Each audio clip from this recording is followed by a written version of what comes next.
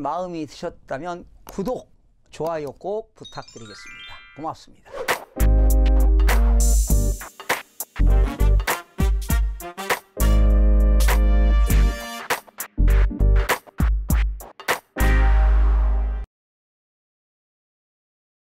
김동수 유튜브 시청자분들의 여러가지 질문, 댓글들을 알아보고 김동수 교수님께 직접 답변을 들어보는 시간, 무엇이든 물어보세요. 시간입니다. 예, 안녕하십니까 교수님. 안녕하세요. 네, 반갑습니다. 잘 지내셨어요? 네, 잘 지냈죠. 봄입니다 이제. 예, 날씨가 많이 따뜻해졌고요. 오늘도 또 봄에 맞춰서 또 이제 화사하게 또 주황색 옷을 또 입으신 건 진달래색이죠. 예, 신경이 없었습니다. 요즘 뭐 계속 이제 또 댓글들도 보니까 예. 교수님 옷빨 잘 받으신다, 뭐 점점 뭐 귀여워지신다, 뭐 이런 얘기가 좀 많이 있어요. 신경 많이 쓰셔야죠. 또 점점 점점 뭐 들어가겠지만 또 이제 점점 관리를 통해서 좀 젊어지는 모습 계속 보여드려야 되지 않겠습니까? 그렇습니다. 네. 자, 오늘 13탄 시간입니다. 무엇이든 물어보세요. 첫 번째, 연희님. 안녕하세요, 교수님. 방송 잘 보고 있습니다. 감사합니다. 저는 신혼이라 주택 장만하려고 합니다. 오산시가 가격이 비교적 저렴하고 젊은 층이 많이 살고 있다고 해서 그쪽으로 10년 좌우로 된 아파트로 알아보고 있는데요. 오산시 청호동에 있는 자이 아파트랑 세교 2지구에 있는 우남 아파트를 고민 중에 있는데요. 두 아파트 향후 전망이랑 매수 시점이 궁금합니다. 네, 신혼부부 같아요. 네네. 이게 지금 오산이죠? 네, 오산시. 오산 청호동의 자이 아파트를 이게 지금 2007년도에 신축했더라고요. 내가 조사를 해봤는데요. 청호동 자이 아파트 2007년 신축인데 84제곱미터거든요. 이게 33평형이에요. 33평. 네, 신혼부부한테는 좀 큰 평수인데 9월에 2억 250만 원에 거래가 됐고요. 10월에는 2억 1,400만 원이 거래가 됐어요. 살짝 올랐고요. 그러다가 1월에 2억에 거래가 됐어요. 2억? 거래가 떨어진 거죠. 그리고 그러네요. 두 건밖에 거래가 안 됐어. 매입이 또 떨어지고. 그리고 2월에 다시 또 2억. 역시 두 건. 이달 3월에도 2억에 거래됐어. 계속 보합세네요. 세 건. 그러니까 지난 9월, 10월보다는 가격이 어떻게 됐어요? 떨어졌네요. 한 1, 2천만 원 떨어졌잖아. 그러면 결과적으로 오산 지역도 지금 떨어지고 있는 추세가 조정을 거쳐서 지금 하락에 접어들었다. 이렇게 보시면 되겠죠. 그리고 떨어지는 추세고 현재 거래가 없어요.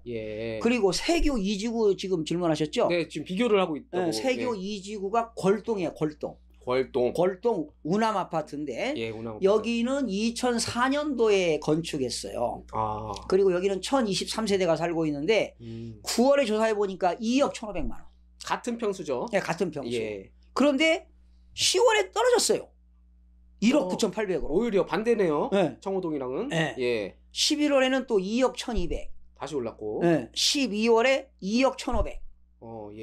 그러다가 2019년 1월에도 2억 1,000. 2월에 2억 2천. 거의 지금 보합세야. 약간 좀 그런데 오락내리락하네요. 그렇죠. 유지하다가 보합하다가 약간 하락, 약간 상승 이렇게. 이제 그거는 이제 그 수요 공급의 원칙에 따라 좀 달라지겠는데요. 이게 그 이유를 내가 알아봤어요. 알아봤는데 지금은 거래가 없어요. 지금은 거래가 없고. 거래가 없는데 현재 거래는 없지만 여기 지금 아파트 우남 아파트가 한 2억 1,000만 원 정도 가거든요. 그리고 금매는 한 2억 정도 가더라고. 금매로 나온 게 또 있네요. 그런데 올해 아파트 자체 내에서 아파트를 도색하겠다는 거야. 전체를 도색하게 되면 깨끗해 보이잖아. 외부를 도색. 그러면 가격이 약간 반등해요. 이런 소식이 있어가지고 가격이 약간 좀 반등하지 않았나 이렇게 보는데 그렇다 하더라도 제가 볼 때는 오산도 예외적은 아니다. 계단식으로 하락할 것이다. 그러니 지금 이제 계속 작년까지는 이제 상승을 했지만 이제 조정기를 거쳐서 앞으로 지금 하락 추세이기 때문에 좀 기다렸다가 취득하는 것이 바람직하지 않을까 이런 생각이 듭니다. 그러면은 교수님 개인적으로 생각했을 때 청호동에 있는 자이 아파트와 세교 2지구에 있는 우남 아파트 어떤 게 더 나아 봅니까? 그거는요. 건축 연도가 늦은 거. 아니죠. 그러면은 자이 아파트가 2007년도니까. 그렇죠.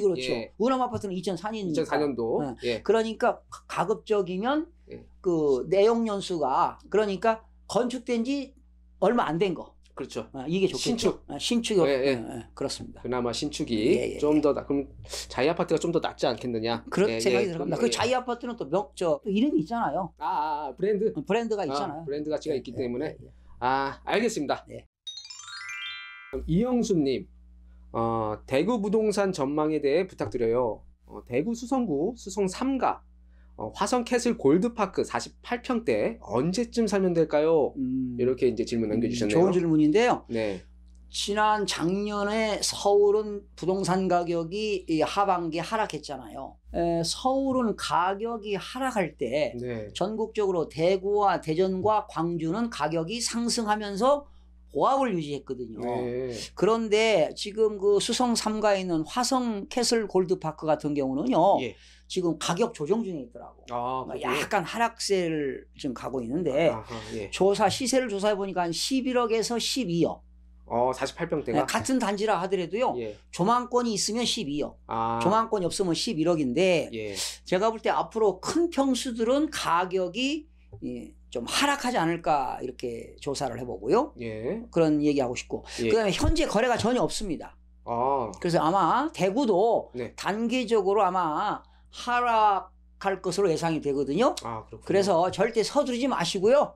지금 조정기에 있고 이제 하락기에 접어들기 때문에 대구도 좀 더 기다리셨다가 한번 조사해 보시면 도움이 될 것 같습니다. 그렇군요. 알겠습니다. HTK님, 교수님 안녕하세요. 아파트 분양 허가가 안 된 상태에 계약 대출 분양 받을 수 있나요? 감사합니다. 이게 무슨 말인지 잘 모르겠어요. 우리가 일반적으로 아파트를 분양할 때는 그 분양 계약할 때 분양대금의 10% 계약금 주잖아요. 그렇죠. 그리고 이제 중간에 중도금 내고 중도금 내면서 이제 중도금 대출 받잖아요. 대출 받을 때 보통 그렇게. 그러고 이제 잔금 내는데 맞습니다. 이분은 지금 무슨 얘기인지 잘 모르겠어. 그런데 중도금 대출이 안 되는 경우도 있거든요. 그런 얘기인지 지금 무슨 말인지를 잘 모르겠더라고. 지금 이 질문 자체가 이해하기 좀 어려운 상태인 것 같아요. 그러니까 일반적으로 분양할 때 분양대금에 계약금 10% 내고 중도금 대출을 해주는데 중도금 대출이 안 되는 경우도 있다는 거 참고로 말씀드렸습니다. 이게 무슨 얘기인지 잘 모르겠어요. 이거 좀 다시 뭐 자세히 좀 질문 다시 남겨주시면은 답변 다시 해드릴게요. 요미찡님, 이번엔 이제 임금체불 완벽 대응법이라는 영상에 댓글 남겨주셨네요. 강제 집행을 한다고 하셨는데 이미 다른 걸로 집 같은 게 압류로 넘어가고 재산이 없는 경우에는 어떻게 되나요? 집이 부동산이 이제 넘어갔구나. 부동산이 없으면 당연히 강제 집행은 어렵죠. 그런데 부동산이 아닌 동산도 강제 집행 가능해요. 동산도 집안에 그 침대라든가 컴퓨터라든가 냉장고, 피아노 이런 것들도 컴퓨터 같은 거 이런 것은 역시 압류를 통해서 강제 집행이 가능합니다. 가능하다. 이은채님, 교수님 오늘도 참으로 감사합니다. 실은 영어 공부할 겸 미국 뉴스나 1인 유튜브 영상을 이것저것 보는데 미국 경제가 많이 안 좋은 모양이에요. 심하면 달러 화폐 시스템 자체가 붕괴할 수 있다는 말까지 나오던데 교수님께서는 어떻게 보시나요? 우리나라 사람들은 음모론 정도로 여기던데 미국 사람들은 실버코인, 비상식량까지 준비하라고 할 정도로 심각하게 생각하는 사람들도 꽤 많은 것 같아요. 교수님 고견 부탁드립니다. 이은채 선생님, 우리 저 애독자입니다. 단골 애청자. 애청자. 잘 지내시죠? 늘 뭐 댓글도 많이 달아주시고 늘 감사드립니다. 참 이은채님 그 상당히 수위 높은 어려운 질문인데요. 지금 미국의 경제 성장률이 떨어지고 있어요. 그런데 그래서 지난 3월 20일 날 연방준비제도에서 파월 의장이 기준금리를 동결시켰잖아요. 그런데 어제 말이죠. CNBC 뉴스에 이런 기사가 났어요. 백악관에 있는 커들로라는 국가경제위원장이 트럼프 대통령의 의지라고 하면서 연방준비제도 파월 의장에게 기준금리를 2.5를 0.5를 인하시켜라. 이렇게 강력하게 요구했어요. 그리고 보유자산 축소를 중단시켜라. 거듭 강조했어요. 바로 이것은 무슨 이유일까? 이게 바로 뭐냐? 미국의 기업들이 말이죠. 매출이 저하되고 있어요. 매출이 떨어져. 그러면 매출이 떨어지면 당기 순이익도 떨어지겠죠. 떨어지면 세금도 적게 내겠죠. 그렇죠. 그리고 기업들의 자산 가치가 하락하고 있습니다. 그리고 대출을 많이 받은 기업들은 금융 비용이 증가되고 있어요. 네. 그렇다면 미국의 또 다른 소위 파이낸셜 크라이시스라고 하는 금융위기가 올 수도 있다는 것이죠. 어허. 그렇게 되면 경기 침체가 되고 있거든요. 예. 프로롱 리세션, 장기 침체로 가다 보니까 네. 결과적으로 미국에서도 기업이라든가 개인들이 가계부채가 많아요. 네. 즉 금융 신용 창조에 의한 경제 성장 시스템이 불확실하다. 좀 어려운 말로. 아유. 이런 것들이 고조되고 있기 때문에 미국 정부도 지금 걱정이 많습니다. 결론적으로 미국도 지금 힘든 상황이다. 기업도 그렇고. 그렇죠. 예, 개인도 힘들고. 예. 그렇습니다. 그렇게 되면은 당연히 지금 샌프란시스코에서는요. 예. 빈상가들이 많아. 그래서 샌프란시스코에서는 빈상가들이 많다 보니까 정부가 빈상가를 주게 되면 빈상가 세금을 받겠다는 거야. 우리나라 돈으로 1년에 한 80만 원 정도. 비워두면은 상가를. 네, 네. 예. 그리고 그거를 빈상가라고 그 정부에다 신고를 안 하면 네. 4배의 벌금을 물리겠다. 80만 원이면 4배면 한 320만 원 벌금 물리겠다는 이런 정부의 그 정책이 나왔어요. 그러니까 그렇구나. 미국도 사실은 경제가 어려운 건 사실이에요. 예. 정부도 일단은 세수가 거쳐야 되니까. 그렇죠. 예, 네. 그 걱정을 안 할 수는 없죠. 이은채 님이 예. 상당히 지적을 잘했는데 예. 참 답변이 됐는지 모르겠습니다. 야, 그러니까 가계부채나 기업부채 증가가 되면은요, 이걸 전문용어로 신용창조에 의한 경제 성장 시스템이 불확실성이 온다. 고조된다. 이런 얘기입니다. 좀 어렵죠. 그러니까 결과적으로 부채가 증가되면 기준금리 올라가게 되면 금융비용이 부담되다 보니까 경제위기가 온다. 이런 얘기죠. 미국이 그 경제위기면 우리는 그냥 세계 경제가 자체가 이제 좀 흔들릴 수 있는 부분이잖아요. 그렇죠. 예. 네. 그러니까 미국과 중국에서 감기 걸리면 우리는 어떻게 돼요? 독감에 그냥 기절하지. 뭐 기절하는 거 아니에요? 폐렴까지. 그렇죠. 아하. 참 심각합니다. 지금 이은채님께서 또 이렇게 또 지적을 해주셨는데 달러 화폐 시스템 자체가 붕괴될 수도 있다는. 그게 이제 뭐 그런 것들이 이제 금융 위기가 올 수도 있다는 것이죠. 뭐 총체적으로. 근데 이 시스템이 뭐 그렇게 좀 심한 말로 이렇게 얘기가 나오는 것이긴 한데 네. 뭐 아예 완전히 지금 붕괴될 그런 건 아니고요. 그런 건 아니겠죠. 네. 당연히. 빛나는 우주님, 교수님 늘 감사하게 공부하고 있습니다. 무주택자입니다. 언제쯤 분양이나 매매를 통해 집을 마련해야 하나요? 대출도 많이 받아야 합니다. 대전시나 세종시에 거주해야 합니다. 높으신 안목 고견 부탁드립니다. 예. 전문가들에 의하면 이제 부동산 10년 주기설이 맞는 경우도 있고 틀리는 경우도 있다. 그러나 예. 지금은 우리나라는 이제 수도권 지역 서울과 수도권을 본다면 예. 지금 지방은 부동산이 하락하고 있지만 네. 수도권을 본다면 지금 조정기를 거쳐서 분명히 하락기가 올 겁니다. 그래서 기다려 보시면서 네. 분양 시기나 매수 타이밍을 잡아보시기 바라고요. 예. 지금 세종시도 뭐 인구가 유입되는 지역이기 때문에 네. 뭐 세종시도 투자 가치가 있지 않을까요? 뭐 행정도시 아니겠습니까? 그렇죠. 예. 분양 시기하고요 매수 타이밍 좀 더 기다려 보시기 바랍니다. 지금 전국적으로 미분양도 많이 일어나고 있어요. 지금 난립니다. 지금 이런 거 우리가 몰라서 그렇죠. 예. 지금 지방에는 미분양 사태로요 마이너스 P.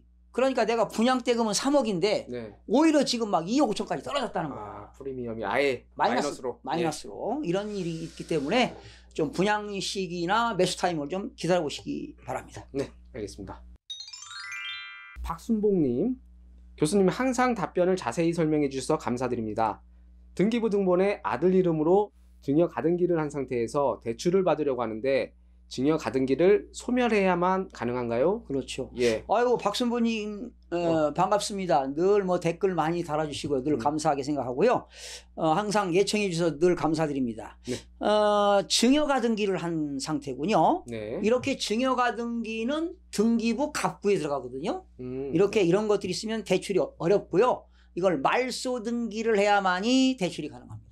말소 등기. 가등기 일반 시청자들을 위해서 네. 등기부에 갑구라는 게 있고 을구라는 게 있어요. 예. 갑구는 소유권에 관한 사항이고 을구는 소유권 이해에 관한 사항인데 네. 소유권에 관한 사항은 이제 보존 등기라든가 이전 등기, 가등기, 가압류, 가처분, 압류 이런 것들은 갑구에 들어갑니다. 갑구에. 예, 예. 그래서 지금 증여 가등기를 했는데 예. 이걸 말소 등기를 해야 대출이 가능할 겁니다. 디유팡팡님, 하남시 망월동 각자의 구분 상가인데 프랜차이즈 매장이 전부 사용하고 있습니다.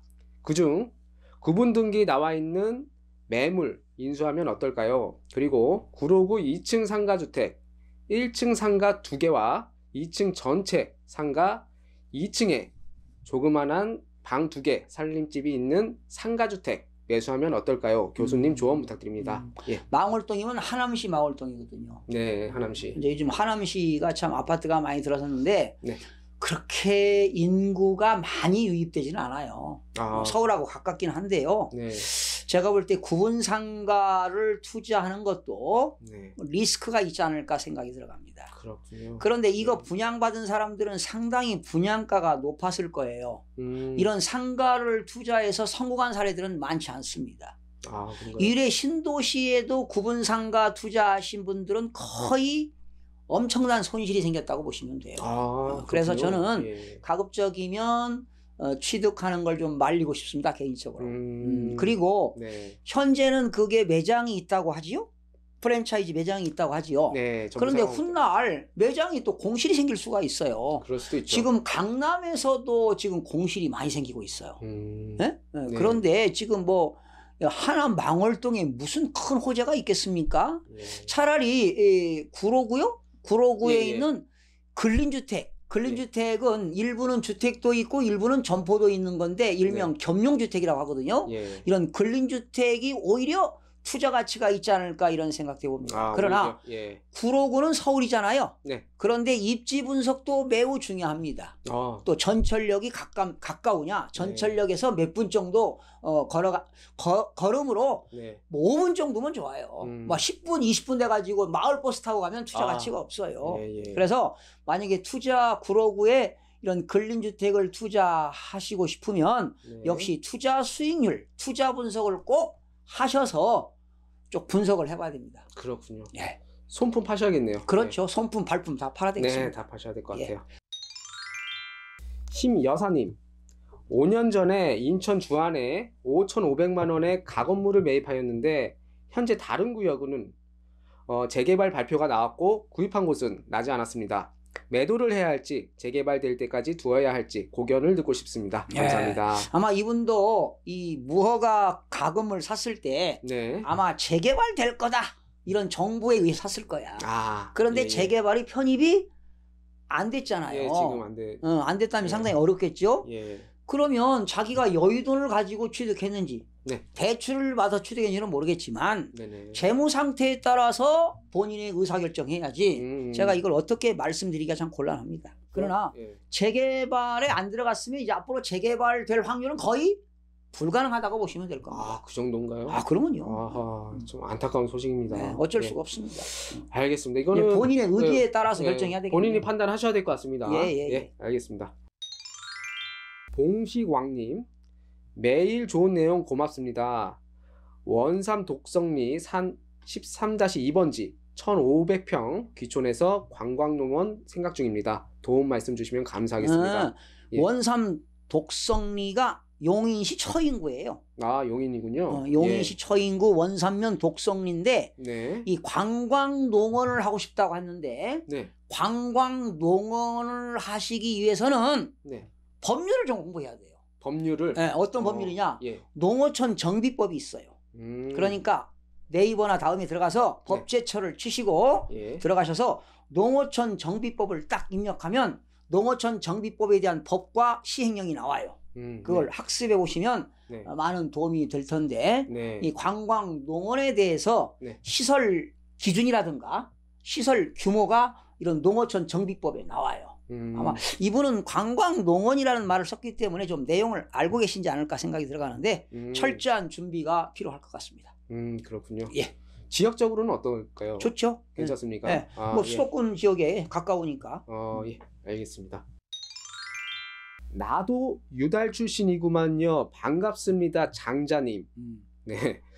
안녕하세요 교수님. 교수님 강의를 듣고 제 고민을 말씀 듣고 싶어서 글 올립니다. 제 나이가 70이 되어 갑니다. 현재는 무주택자이고요. 현금은 약 5억 원 정도 되는데 수입이 하나도 없거든요. 현재 돈은 은행에 있는데 지금 마포에서 사는데요. 이 자금으로 어떻게 하면 수익이 생기면서 내가 거주하면서 수익이 생길까요? 되도록이면 아파트를 원합니다. 마포에서 조금 벗어나도 좋을 듯 합니다. 좋은 답 기다립니다. 그러면 전세 사시는가 보다. 무주택자니까. 그렇겠네요. 그런데 이 현금 5억 정도가 있는데, 그렇죠? 네, 은행에 5억 정도 있다고 지금. 아마 하네요. 이분은 직접 거주하시면서 네. 어떤 임대 수익을 내고 싶은 것 같은데. 예, 그런 것 같아요. 그렇죠? 예, 거주도 하고 수익도 내고 싶어 하시는 것 같으니까. 그렇다면은 예.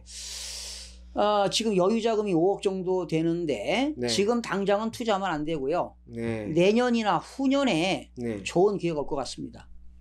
서두르지 마시고요. 네. 5억 정도면 다가구 주택 같은 거 사면 괜찮을 것 같아. 다가구 주택. 네, 아파트가 안전자산이니까 원래는 제가 아파트를 추천하고 싶은데 예. 다가구 주택을 사면 여러 세대가 살잖아. 예. 그렇죠. 그래서 이제 매월 월세를 받으니까 네. 뭐 이걸로 생활하고 싶다면 예. 뭐 다가구 주택을 취득하는 것도 바람직하지 않을까 생각해요. 마포 정도에 괜찮을까요? 5억 예, 정도는? 그런데 좀 금액으로 좀 부족할 것 같은데 나머지는 뭐 대출을 받아서 또 월세 받아가지고 또 대출금 이자 상환하면은 잘 하면 내후년에 한번 기회를 잡으셔서 다가구 주택을 저렴하게 취득할 수 있는 기회가 한번 올 겁니다. 내후년 정도. 저는 이제 늘 아파트를 선호하고 안전자산이라고 늘 강조했고, 그렇죠. 다가구 주택 같은 거는 가급적이면 투자하지 말라고 했는데요. 네, 그렇게 말씀을 해주셨죠. 이분이 이제 5억 여유자금을 투자해서 수익을 내고 싶은 거야. 직접 거주하면서. 네네. 이럴 때는 아파트는 여러 세대가 살 수 없잖아요. 그러나 다가구는 외외 규정이 있어요. 또 다가구가 뭐 투자 가치가 없다는 건 꼭 아닌데 그래도 본인이 그 다가구 주택에서 여러 세대가 살면서 집세를 받으니까 이렇다면 수익을 낼 수 있기 때문에 큰 거 투자하지 마시고요. 적당한 선에서 많은 대출 받지 말고 적당한 가격에서 임대 수익을 낼 수 있는 다가구 주택도 바람직하지 않을까 이런 생각이 듭니다. 알겠습니다. 그렇군요. 난 나그네님, 모친 아들 1명, 딸 3명 중 아들은 결혼 3년 만에 사망했으며 자식이 없어요. 그렇다면 모친 사망 시 며느리에게 아들목이 대습 상속되는 건지요? 지금 아들이 먼저 사망을 했어요. 그러면 그 아들에 대한 배우자, 며느리가 있을 거 아니야. 그렇죠. 그런데 또 아들이 있을 거 아니야. 그런데 그 며느리에 대한 아들은 없어요. 그러면 며느리가 돌아가신 남편 재산 지분 1을 받을 수 있어요. 만약에 그렇군요. 자녀들이 4명이잖아요. 지금 4남매인데. 그런데 아들이 하나 죽었어. 그럼 아들 지분 4분의 1에 대해서 마누라, 부인이 받을 수가 있습니다. 그렇군요. 그리고 자녀들도 있으면 자녀들도 또 받아요. 보통 이제 자녀가 있으면 자녀 쪽으로 아니요. 부인도 받죠. 배우자도. 그런가요? 배우자는 민법상 상속 지분이 1, 자녀도 1, 자녀도 1. 자녀가 만약에 둘이다. 그럼 각각 1, 배우자는 1.5를 갖게 되는 거죠. 그렇군요. 그래서 3.5분의 1.5니까 배우자는 7분의 3을 갖고 자녀들은 7분의 2씩 갖게 되는 거예요. 알겠습니다. 며느리가 꼭 반드시 상속받습니다. 4분의 1. 또 상속에 대한 또 상식도 알아봤습니다. 이건 민법에 나오는 겁니다. 민법. 상속법에 나와요. 고경화님, 현재 전세 살고 있는데 재계약을 해야 되는데 주인 할머니가 돌아가셔서 상속자가 아직 집 등기를 옮기지 않고 있습니다. 어떻게 대처해야 하는지 알고 싶습니다. 이건 이제 피상속인이 돌아가셨군요. 그러네요. 근데 상속인이 이제 등기를 해야 되는데 등기를 안 했잖아요. 뭐 그래도 큰 문제는 없어요. 원래 민법상 상속재산은 등기를 하지 않아도 상속인 재산이 되는 거예요. 그래서 원래 상속은 등기를 요하지 아니하는 법률의 규정이다 이렇게 법으로 되어 있거든요. 그러나 상속인이 그 부동산을 처분하기 위해서는 반드시 등기를 해야 됩니다. 그래서 이 세입자는 큰 문제점이 없으니까요. 뭐 걱정 안 하셔도 되고요. 만약에 등기부등본을 한번 떼어보세요. 돌아가신 분의 근저당권 같은 설정 등기가 되어 있는가 이런 거 한번 떼어보시기 바라고요. 이제 이건 상속인이 포괄승계를 받은 거예요. 그렇습니다. 그러나 이제 상속인들이 언젠가는 등기하겠죠. 예, 그러면은 큰 문제 없어요. 지금 재계약 때문에 그러신 것 같아요. 근데 재계약은 상속인들하고 하겠죠? 예, 보통 재계약은 또 이제 뭐 아무런 얘기 없으면은 자동 재계약이 그렇죠. 연장이 되는 거잖아요. 그렇죠. 예. 계약 갱신이 되는 거니까. 예. 다시 또 재계약을 상속인과 하더라도 액전에 그 계약서를 잘 보관하고 계시면 좋겠어요. 아, 그러면 큰 문제는 없다. 예. 아, 예, 걱정 안 하셔도 될 것 같습니다. 예. 수자강님, 이분은 부동산 증여세 절세 비법 대공개라는 영상에 댓글 남겨주셨어요. 가족 간의 차입금 이율은 8.5%로 나온 글을 봤는데요. 자녀가 부모께 돈을 빌려드릴 때는 이율이 어떻게 되는지요? 이거 이율이 4.6%예요. 4.6%? 네. 제가 3월 15일 날 올린 영상이 있어요. 예. 부동산 증여세를 절세하는 비법 대공개. 부동산 증여세를 절세하는 비법 대공개라는 것이 3월 15일 날 영상이 올라갔는데요. 한번 차분하게 다시 들어보시기 바랍니다. 4.6%가 맞습니다. 아, 그 영상에 이미 영상에 절세할 수 있는 노하우를 다 공개했으니까 자세하게 좀 들어보시기 바랍니다. 자세히 들어보셔야 될 것 같아요. 예. 이분도 애청자인데 전금랑님, 이분은 질문이 2개니까 하나씩 한번 해볼게요. 자, 첫 번째, 헬리오시티 전세 금액 상향되었다는데 사실인가요? 그럼 부동산 가격 오를 수 있나요? 전근남 씨도 우리 그 애청자신 것 같은데 일단 반갑습니다. 헬리오시티가 이번 그 가락동에 있는 거잖아요. 가락동. 2018년도에 건축됐고 84제곱미터 기준인데요. 지금 아파트 매매는 없어. 매매는 없고? 매매는 전혀 거래가 없고 전세 금액을 제가 조사해봤어요. 지금 계속 가격이 떨어지고 있어. 떨어지고 있나요, 오히려? 향상되고 있다고 그런 얘기 들은 것 같아. 예, 정금랑님은 상향되었다는 소식을 약간 좀 어디서 들으신 것 같아요. 제가 조사해봤습니다. 2018년 9월이죠. 그러니까 9.13 대책 발표 전이었죠. 그때가 1층에 1층. 1층에. 저층은 싸거든요. 7억 9천이었어요, 전세가. 7억 9천. 33평형이. 그런데 12월 달에 6억 7천으로 떨어졌어. 1억 2천이 떨어졌어요. 1억 2천이 떨어졌어요. 그런데 29층이었거든, 그게. 29층, 고층. 그리고 2019년 1월에는 6억으로 떨어졌고요. 그리고 2019년 2월에 약간 반등한 게 있었어요. 약간 이건 이제 그 헬리오시티가 전철역에서 뭐 1분 거리도 있고요. 10분 거리도 있으니까 단지에 따라서 전세 금액이 다 달라요. 그렇군요. 그러니까 지금 올라갔다고 하는 것은 지금 잘못된 정보고요. 지금 지역에 따라서 그 단지에 따라서 전철역하고 입지가 가까우면 좀 올라갔지만 떨어진 경우는 자꾸 떨어지거든요. 그러니까 지금 같은 아파트 헬리오시티에서도 전세 가격이 1억에서 1억 5천 차이가 난다는 거. 그러니까 입지에 따라 달라요. 그렇군요. 단지가 크니까요. 그러면은 그 전세금을 비교하기 위해서는 같은 단지 내 그 아파트를 비교를 해야겠네요. 그렇죠.